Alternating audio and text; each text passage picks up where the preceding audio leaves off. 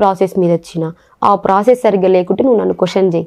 Personal life అనేది ఎవరికి అవసరం లేదు. ఓకే, సో నెక్స్ట్ ఎంపీగా పోటీ చేయబోతుంది నాగర్ కర్నూలు నుంచి బర్రెలక్క అని చెప్తున్నారు. మరి చేస్తున్నా అదే కదన్నా. అందుకే కంటిన్యూగా ఇప్పుడు నాకు అంత అనుభవం లేదు అనేసి ఎమ్మెల్యే ఎలక్షన్స్ అప్పుడు చాలా మంది నన్ను అన్నారు నీకు అనుభవం లేదు అని.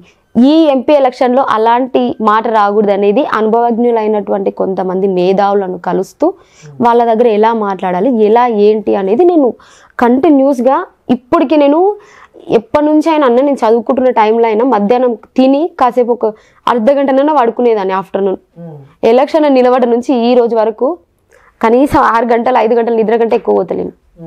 పొద్దుగాల లేస్తే రాత్రి ఇంటికి పోయే వరకు 9 అవుతుంది. అంటే కలుస్తూనే ఉన్నా కంటిన్యూగా.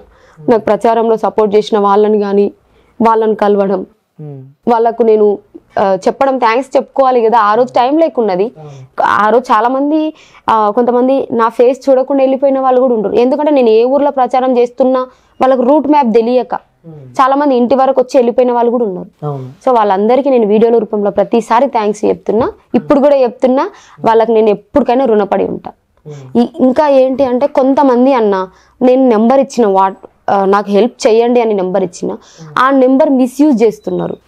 కొన్ని వీడియోలలో ఇన్స్టాలో కొన్ని ఫేక్ అకౌంట్స్ క్రియేట్ చేసి నాకు బాయ్ ఫ్రెండ్ లేడు మీకు బాయ్ ఫ్రెండ్గా ఉండాలనుకుంటే ఈ నెంబర్ కాల్ చేయండి అని నా నెంబర్ పెడుతున్నారు.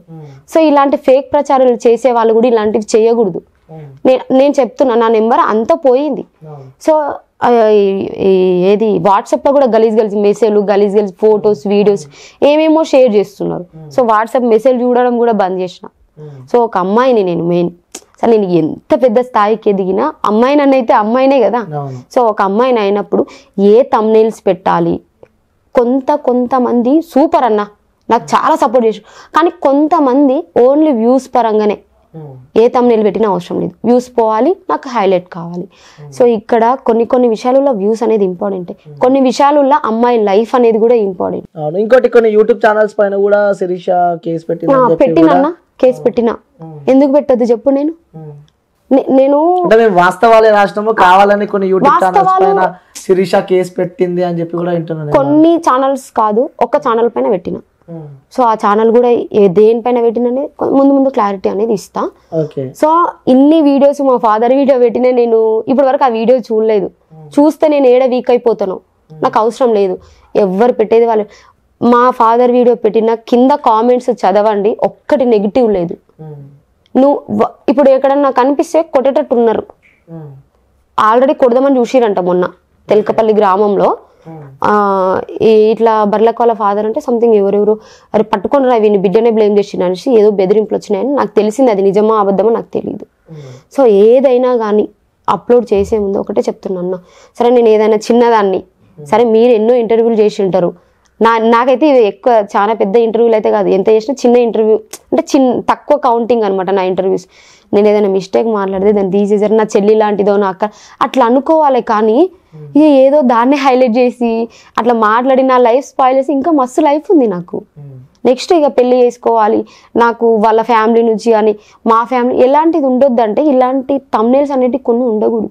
నెక్స్ట్ ఎప్పుడు బర్రెలక్క పెళ్లి ఎప్పుడు చేసుకుంటున్నా కొంచెం సమాజ సేవ చేసుకుంటా.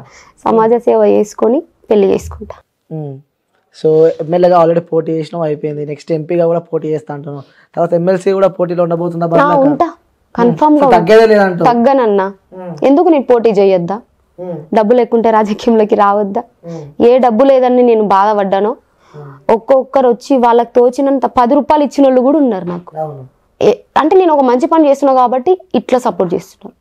ఇంకొంతమంది అన్న నేను వేరే ప్లేస్లకి వెళ్ళినప్పుడు కూడా చిల్లర రాజకీయాలు చేస్తుంది అంటారు. చిల్లర రాజకీయాలు చేస్తుంది అని నాకు అంటారు. ఇండైరెక్ట్ అంటారు. అర్థమయ్యే వాళ్ళకి అర్థమవుతుంది ఉద్ర రాజకీయాలు చేస్తారు అనేసి అంటారు.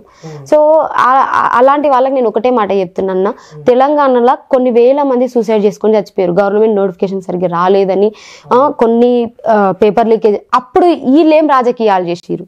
మళ్ళీ వాళ్ళు ఎందుకు అంటే బజ్జీల బండి కాడ బజ్జీలు తినుకుంటా పానీపూరి బండి కాడ పానీపూరీలు తినుకుంటా ఛాయల షాపుల కాడ ఛాయలు తాగకుండా తిరిగిరా. నన్ను అంటారు కదా చిల్లర రాజకీయాలు ఉద్ర రాజకీయాలు అని. నన్ను క్వశ్చన్ చేసేటప్పుడు నన్ను కాదు క్వశ్చన్ చేయాల్సింది. ఇన్ని లక్షల మంది బతుకుతున్నప్పుడు నోటిఫికేషన్ కరెక్ట్ వేయని వాళ్ళని క్వశ్చన్ చేయడంలో లేని ధైర్యం నన్ను ఎందుకు క్వశ్చన్ చేస్తున్నారు? నేను ఒక చిన్న ఏజ్ అమ్మాయిని, ఒక అమ్మాయిని అయ్యుండు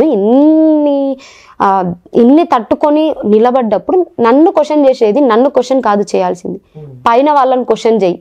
ఏదైనా పర్ఫెక్ట్ లేకుంటే పర్ఫెక్ట్ అయ్యమని క్వశ్చన్ చేయి, నాకు కాదు చెప్పాల్సింది. అయితే ఇంకోటి చూస్తున్నాం, పవన్ కళ్యాణ్ కి రాని డిపాజిట్ కూడా రాలేదు, బర్రెలకి బాగా ఓట్లు వచ్చినాయని చెప్పి కూడా కంపారిజన్ చేస్తున్నారు పవన్ కళ్యాణ్ గారితో మిమ్మల్ని. సో దాన్ని మీరేమంటారు? కంపారిజన్ చేస్తున్నారు అంటే ఆయన పవర్ అనేది, నా పవర్ నాది.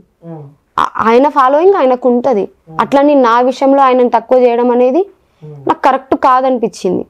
ఆయన అభిమానం ఆయనకుంటది, నా అభిమానం నాకుంటది. ఇక కొంతమంది ఇక చేస్తుంటారు అన్నయ్య, కానీ సార్ పట్టించుకోడు. సో చూస్తున్నామా వీడియోలు, అక్కడ వైఎస్ జగన్ ఏపీ ముఖ్యమంత్రి కూడా బర్రెలక అని చెప్పి కొన్ని సభలలో కూడా నీ పేరు చెప్పడం జరిగింది. సో అప్పుడు విన్నాం, అది హ్యాపీగానే అనిపించింది మాట్లాడడం. ప్రతి ఒక్కరు నన్ను గుర్తించిరు కదా, పవన్ సారు నన్ను గుర్తించిండు, జగన్ సార్ నన్ను గుర్తించిరు, చాలా మంది మల్లాడి సార్ కానీ, జేడీ సార్, ఈ ఐలయ్య సార్ కానీ, వీళ్ళందరూ నన్ను గుర్తించినందుకు చాలా హ్యాపీగా ఉంది. ఓకే. సో తెలంగాణ రాజకీయాల్లో కూడా బర్రెలకు ఒక సంచలనం అయిపోయింది. సో రీసెంట్ గా కొత్త ప్రభుత్వం వచ్చింది. సో 6 గ్యారెంటీలు అనుకుంటా కూడా వాళ్ళు కాంగ్రెస్ ప్రభుత్వం ముంగటికి వస్తుంది, రేవంత్ రెడ్డి సీఎం అయిండు. సో నమ్మకం ఉందా కాంగ్రెస్ పార్టీ పైన మీకు? ఫస్ట్ నమ్ముద్దామన్నా, తర్వాత ఎట్లుంటది అనేది తెలుస్తుంది కదా. ఇప్పుడు ఒకటే మనం నెల రోజులకే అనడం కరెక్ట్ కాదు. వాళ్ళు ఆల్రెడీ చెప్తానే ఉన్నారు అన్నీ చేస్తున్నాం, ఇంకా గవర్నమెంట్ ఇంకా ఎంపీ ఎలక్షన్స్ అవన్నీ ఫామ్ అయినాక కొంచెం టైం ఉందనేసి చెప్తారు. మనం కూడా తొందర నిందేయడం కరెక్ట్ కాదు కదా. సో మనం చూద్దాం, కొంచెం చూసి తర్వాత కాకపోతే. రైట్.